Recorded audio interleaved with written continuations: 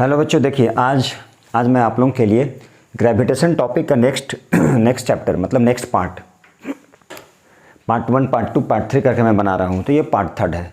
तो ठीक है, पिछले क्लास में, पिछले वीडियो में, पिछले लेक्चर में मैं ग्रेविटेशन से रिलेटेड मतलब equation of motion of the gravitation वाले बना चुका हूँ। तो इक्वेशन ऑफ मैंने बनाया था ये ग्रेविटेशन से रिलेटेड। क्या था ग्रेविटेशन से रिलेटेड? देखिए इक्वेशन ऑफ मोशन क्या था, ये equation of motion for freely falling body. ये मैं पिछले लेक्चर में, पिछले वीडियो में मैं बनाया था। ये क्या बनाया था? Equation of motion. Equation of motion किसका? फॉर फ्रीली फॉलिंग बॉडी या ऑब्जेक्ट। और जनरल इक्वेशन ऑफ मोशन था, उसे कंपेयर करके मैं दिखाया था। तो आज क्या है, मैं उसी टॉपिक को आगे लेके चल रहा हूँ। ठीक है, उसी टॉपिक को मैं आगे लेके चल रहा हूँ। तो देखिए क्या है अगला टॉपिक, जैसा कि यहाँ पे लिखा गया है, लिख के रखा है मैंने, मास है, वेट है। ठीक है, कैसे मेजर करते हैं? बीम बैलेंस से किसे मेजर किया जाता है? स्प्रिंग बैलेंस से किसे मेजर किया जाता है? किसकी ऐसा यूनिट क्या है? तो चलिए देखते हैं मास क्या है। It is the quantity of matter that contained in it. तो ये क्वांटिटी होता है किसी भी मैटर का। मैटर के जैसे के बारे में पता है, मैटर के बारे में anything which occupy space and having mass and weight. तो क्या है ये?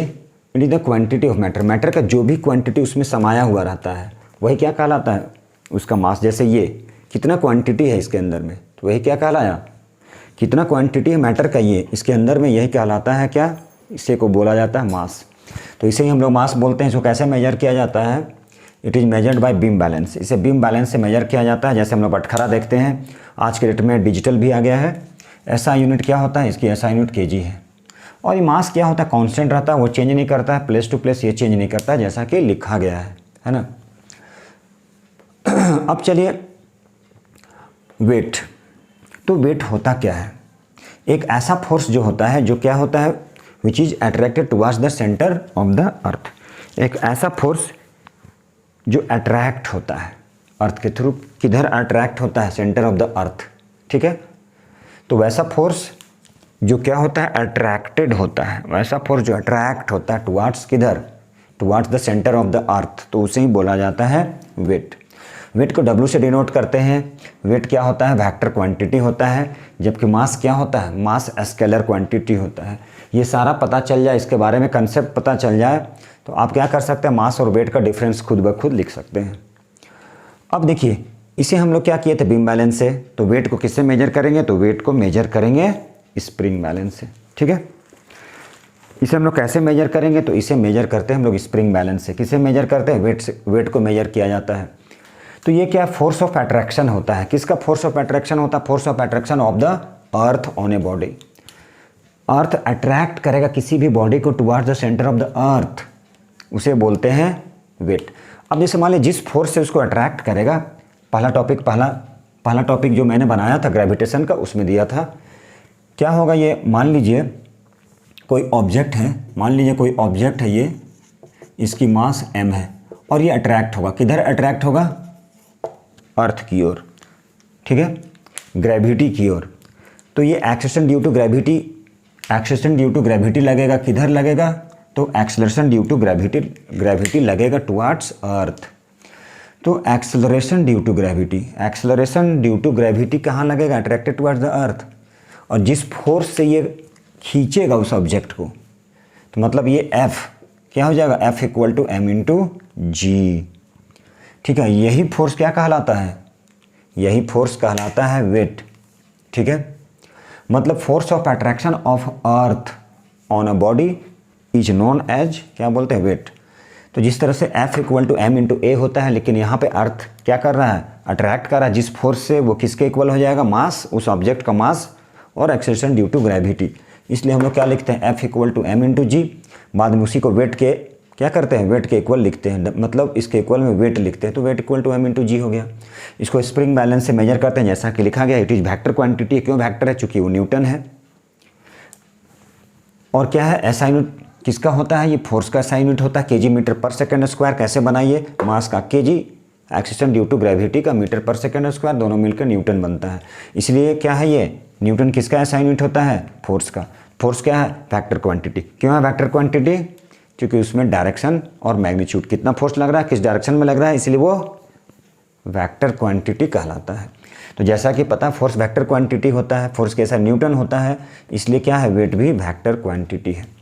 तो वेट ऑफ बॉडी जो है वो चेंज करता है प्लेस टू प्लेस, ठीक है, वेट चेंज कर जाएगा, प्लेस टू प्लेस में चेंज करता है, ठीक है। और वो क्या होता है, अर्थ, सेंटर ऑफ द अर्थ में जीरो होता है, वो जीरो हो सकता है, इसीलिए लिखा गया इट कैन बी जीरो।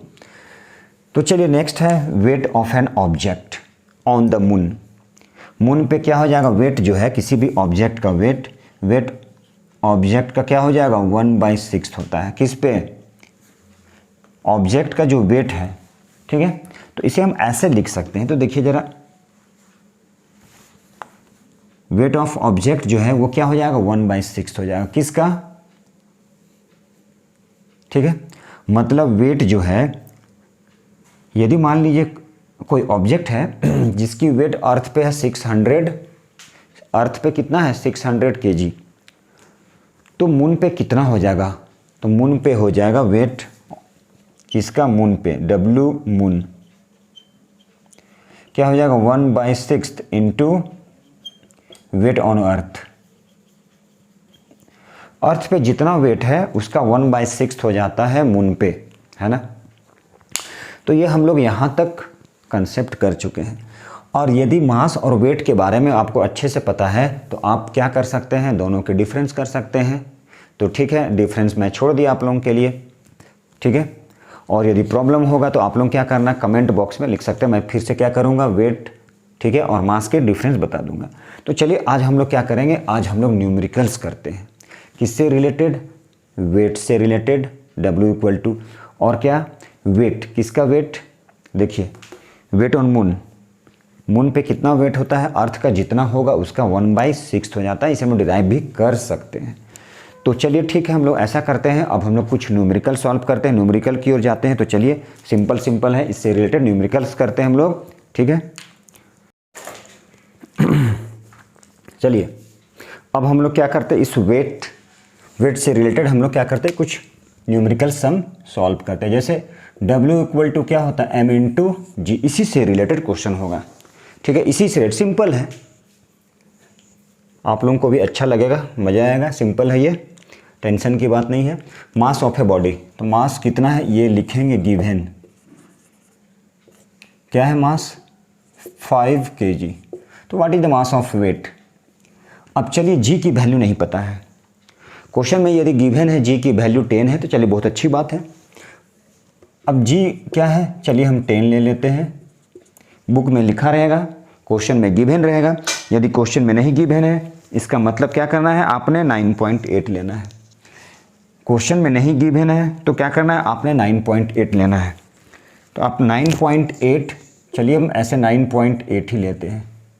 अब W इक्वल टू क्या होता है, M इंटू जी, M क्या है 5 kg into 9.8 metre per second. अब इसे मल्टीप्लाई कर देंगे तो क्या आ जाएगा, अब हम लोग क्या करते हैं, इसे मल्टीप्लाई कर देते हैं तो आ जाएगी वेट की आंसर। तो 8 5 जब 40, 04, ठीक है, 49, ये आ गया newton. Kg metre per second square equal to newton होता है, ये पढ़ चुके हैं, चैप्टर 3 में पढ़ाई हो चुकी है, ठीक है। तो चलिए अब क्या है, what is the mass of an object whose weight is, तो चलिए ये भी और सिंपल है, W equal to M into g. अब क्या दिया, वेट की ऐसा यूनिट चूँकि न्यूटन होता है, तो चलिए वेट के इक्वल में 49 न्यूटन दिया है, ठीक है। और क्या है, वहाँ मास के बारे में पूछ रहा है। चलिए अब इसमें देखिए, इसमें भी नहीं दिया है जी की वैल्यू, मतलब खुद से लेना है। जी की वैल्यू क्या होगा 9.8 मीटर पर सेकेंड स्क्वायर। यदि दे दिया रहे तो अच्छी बात है, अब वो भी कितना दिया रहेगा, 10 ही दिया रहेगा, नहीं दिया है, मतलब now you should have to use g equal to 9.8, क्योंकि जी का जो वैल्यू है वो 9.8 ही होता है, कभी चेंज नहीं होता है। चेंज हो सकता है, ऐसा नहीं है, प्लेस टू प्लेस चेंज होता है, अर्थ के अंदर में अलग होगा, ठीक है। और क्या होगा, अर्थ के अंदर, अर्थ में, ठीक है, और ऊपर जाके सब चेंज हो जाता है, वो कैपिटल जी चेंज नहीं होगा। अब क्या है, ये 1 मिनट है, इसे 9.8 ले लेते हैं। तो चलिए अब ये क्या करना है, इसको शिफ्ट कर देना, 49/9.8 इक्वल टू M। अब ये डेसिमल को रिमूव करते हैं, चलिए अगला स्टेप पे रिमूव करते हैं हम लोग। 49 इंटू 10/98 इक्वल टू m, ये कितने टाइम्स में, 2 टाइम्स में, 2 5 जा, देयरफॉर m इक्वल टू हो गया 5 kg। कुछ नहीं है, वैल्यू पुट करना है, ये देख कर समझना है वेट की ऐसा न्यूटन में होता है, यदि न्यूटन में दिया है इसका मतलब वो वेट है, ठीक है। मास फाइंड करना है, m को एज इट इज रहने दिए, g पता है, नहीं गिवन है मतलब 9.8। यदि गिवन है अकॉर्डिंग टू द क्वेश्चन, ठीक है, if it is given then क्या करना है, then you should apply the given value of g। तो चलिए अब हम लोग नेक्स्ट क्वेश्चन चलते हैं। अ मैन वेट, एक आदमी है जिसका वेट दिया गया है, कितना वेट दिया गया है, that means w equal to दिया है 500, ठीक है, ऑन द अर्थ पे दिया गया। चलिए बहुत अच्छी बात है, वेट ऑफ द अर्थ। चलिए WE, what is the mass if it is taken to the moon and his weight would be 100 newton. तो बाद की बात है। चलिए तो सबसे पूछा जा रहा पहले मास क्या है, और जी की वैल्यू नहीं दिया गया है, इसका मतलब जी की वैल्यू नहीं दिया गया है। चलिए हम दे देते हैं जी की value 10 metre per second square. तो देखिए, तो ये क्या होता है m इंटू जी, क्या ये है 600 न्यूटन, ये m हो गया, g चलिए 10 है, 10 कैंसिल हो गया, therefore m equal to 60 kg। अब यहाँ वेट न्यूटन में, मास kg में कैसे कन्वर्ट कर गया, तो चलिए ये कंसेप्ट हम दे देते हैं। तो देखिए ऐसा है, यहाँ पर क्या है 600 न्यूटन, न्यूटन कब बनता है, kg metre by second square, है ना, और यहाँ पर ये क्या है मीटर बाई सेकेंड स्क्वायर। तो चलिए सेकेंड स्क्वायर ऐसे कैंसिल हो गया, मीटर ऐसे कैंसिल हो गया, तो इस तरह से क्या बच रहा है, वो kg बच रहा है, ठीक है। तो न्यूटन को कन्वर्ट कर दिए थे, ठीक है। अब मास पता चल चुका, अब बोला जा रहा है इसी को भैया उठा के टांग के लेके जा रहे हैं हम लोग, कहाँ पे लेके जा रहे हैं, मून पे। तो बोला जा रहा what is the acceleration due to gravity, इसको उठा दिए और उठा के आके टांग के लेके जा रहे हैं। तो चलिए ये है अगला सेकेंड स्टेप। तो सेकेंड स्टेप में क्या करना है, बोला टांग के भैया लेके जाइए। तो चलिए W इक्वल टू क्या हो गया m इंटू जी। अब यहाँ से क्या दिया था क्वेश्चन में, बोला जा रहा था 100 न्यूटन, है ना, चलिए यहाँ पे हो गया 100 न्यूटन। तो क्या पूछा जा रहा है, what is acceleration due to gravity, इसका मतलब मास दिया होगा। तो हमने मास को क्या लिया, मास फाइंड किए, भी कितना मास फाइंड किया 60। तो चलिए 60 इंटू जी, ठीक है, अभी फाइंड किया, अप्लाई कर दिए। तो ऐसा करते हैं, तो जी इक्वल टू क्या हो जाएगा, ये हो जाएगा 100 बाई 60, 25 जा 23 जा आ गया 5/3 मीटर पर सेकेंड स्क्वायर। 5/3 का मतलब होता है, आप उसे डिवाइड कर लीजिए, ठीक है।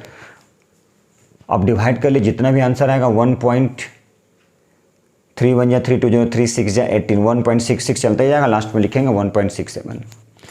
तो इस तरह का है, कुछ ज़्यादा वैसा कैलकुलेशन नहीं है, ज़्यादा टफ नहीं है, ठीक है। और उम्मीद करते होंगे कि आप समझ भी रहे हैं, ठीक है। और आपसे ये रिक्वेस्ट है कि आप वीडियो अंत तक देखें, ठीक है।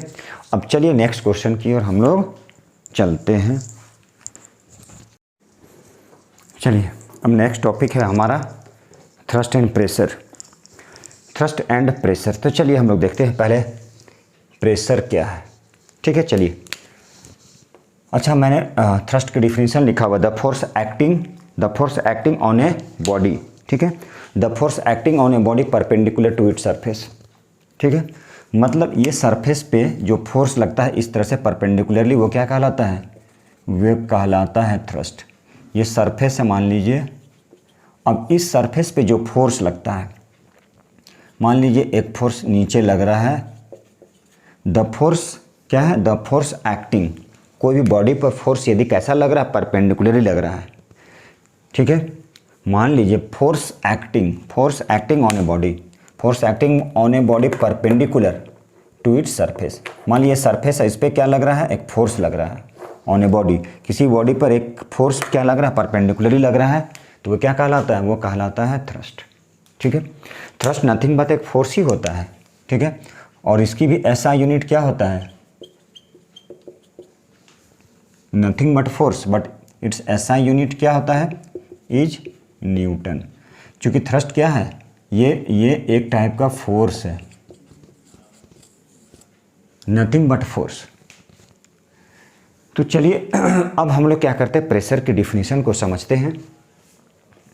तो प्रेशर क्या है, ठीक है। प्रेशर क्या है, तो प्रेशर होता है फोर्स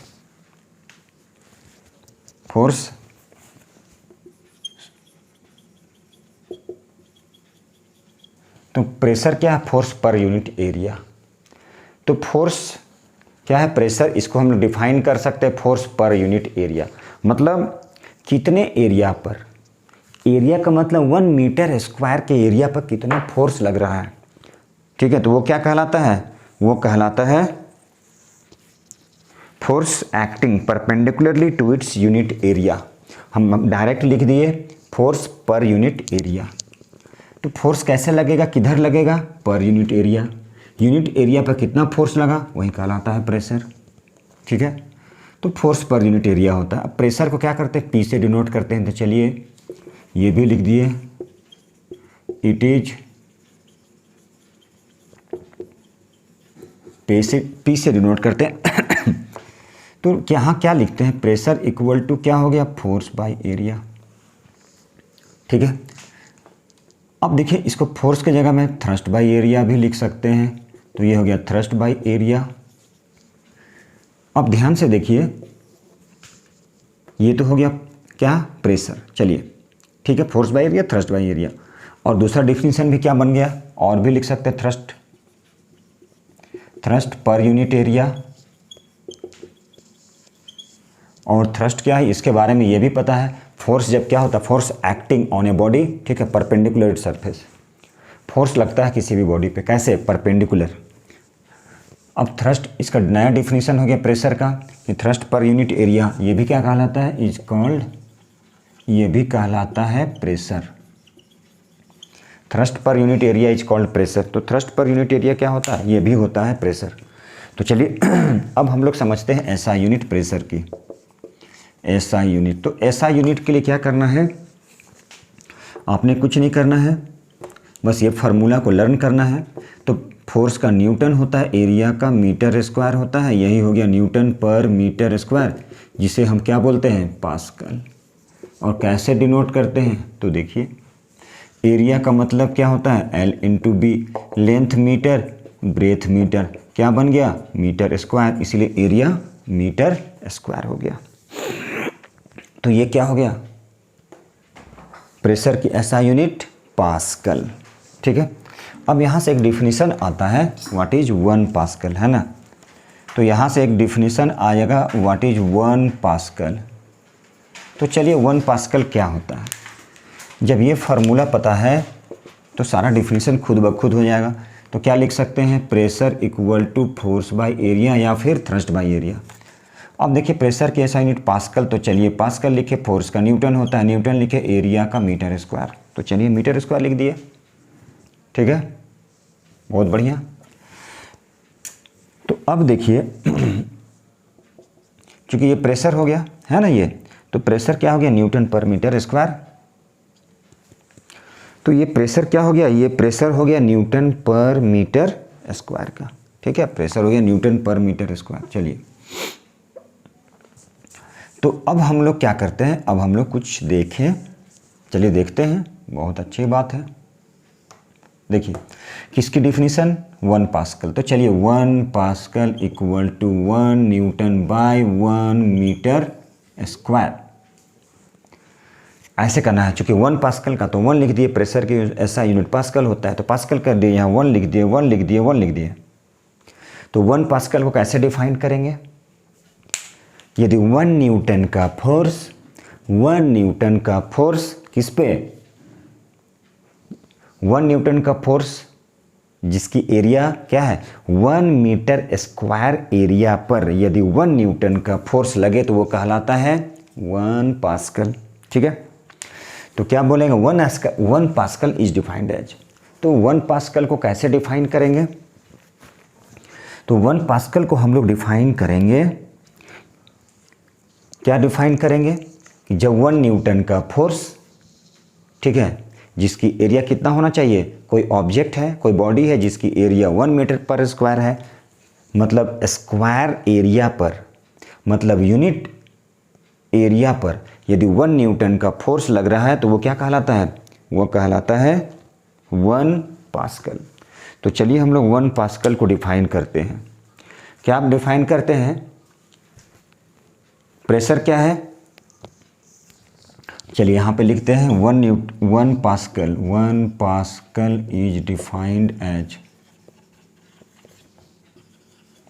तो 1 पास्कल को कैसे डिफाइन करते हैं, तो देखिए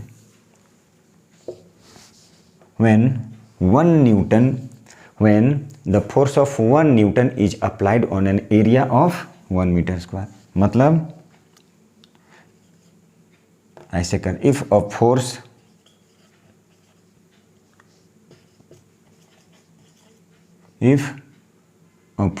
of 1 Newton is applied on an unit area, ऐसे लिखते हैं, unit area of the substance. 1 Newton का फोर्स 1 मीटर स्क्वायर एरिया पर लगेगा तो वो क्या कहलाएगा, वो कहलाएगा 1 पास्कल। ठीक है, तो यहाँ तक हो गया 1 पास्कल। 1 पास्कल की डिफिनीशन क्या हो गया, थ्रस्ट हो गया, प्रेशर हो गया। अब हम लोग देखेंगे प्रेशर किस पे, कौन कौन से फैक्टर जिस पे डिपेंड करता है। तो चलिए फैक्टर्स अफेक्टिंग द प्रेशर, या फिर प्रेशर डिपेंड्स ऑन, प्रेशर किस पे डिपेंड करता है, चलिए पहले इसको देख लेते हैं हम लोग। तो प्रेशर डिपेंड किस पे करता है, तो देखिए प्रेशर डिपेंड्स ऑन, प्रेशर क्या होता है, किस पे डिपेंड करता है, तो नंबर 1 में फोर्स पे और नंबर 2 एरिया पे। नहीं आएगा तो ये formula pressure equal to force by area लिख देना है। अब देखिए ये इस पे डिपेंड करेगा और इस पे डिपेंड करेगा, ठीक है, मतलब दो चीज़ पे डिपेंड करता है। ठीक है, किस पे डिपेंड करता है, फोर्स पे डिपेंड करता है और एरिया पे। अब नंबर 2 है, कौन कौन सा फैक्टर है, फैक्टर्स अफेक्टिंग द प्रेशर।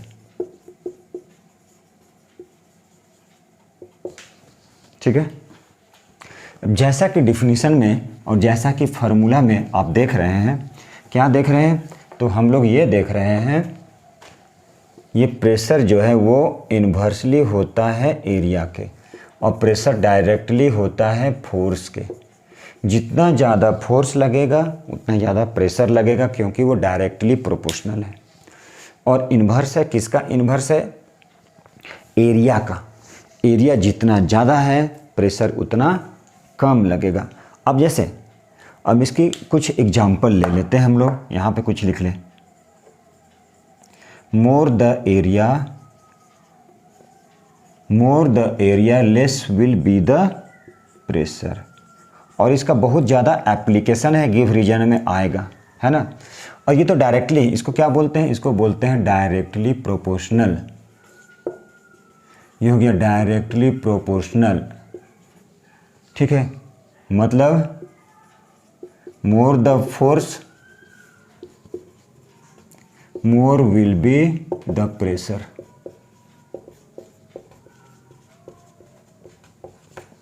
जितना ज़्यादा फोर्स उतना ज़्यादा प्रेशर, जितना ज़्यादा एरिया उतना कम प्रेशर।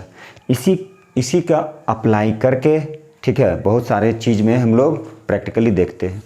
अब जैसे आप स्कूल जाते होंगे बैग टांग के, तो उसकी स्ट्रिप जो रहती है जिसमें कैरी करते हैं, उसका ये पट्टा जो होता है वो चौड़ा दिया रहता है। चौड़ा इसलिए दिया रहता है ताकि वो मैक्सिमम एरिया को क्या करेगा, कवर करेगा। ये एरिया ज़्यादा होगा तो प्रेशर कम लगेगा। ठीक है, कितना भी बोझ डाल लीजिए बुक का, कुछ नहीं होगा। अब यदि मान लीजिए यही वायर है, ये वायर है, इसकी एरिया बहुत कम है। अब एरिया कम है, एक आता है रस्सी वाला बैग, उस पर आप क्या करेंगे, कुछ बुक्स लेके जाएंगे तो वो क्या करेगा, यहाँ पे क्या करेगा, आपका एक स्पॉट, एक दाग लग जाएगा। वो क्यों लग जाएगा, क्योंकि वो रस्सी जो है कम एरिया को कवर करता है, एरिया कम होगा तो प्रेशर अपने आप ज़्यादा लग जाएगा। ये उसकी एप्लीकेशन है, ठीक है। तो ये जो एप्लीकेशन है नेक्स्ट क्लास में मैं यहाँ से स्टार्ट करूँगा, ठीक है। तो जो हमारे चैनल में है मैं उनसे बार बार बोल रहा हूँ, लाइक कीजिए, सब्सक्राइब कीजिए, शेयर कीजिए, ठीक है। और कोशिश कीजिए कि एंड तक देखें, एंड तक समझें, ठीक है। तब तक के लिए क्या है, थैंक यू वेरी मच, जय हिंद।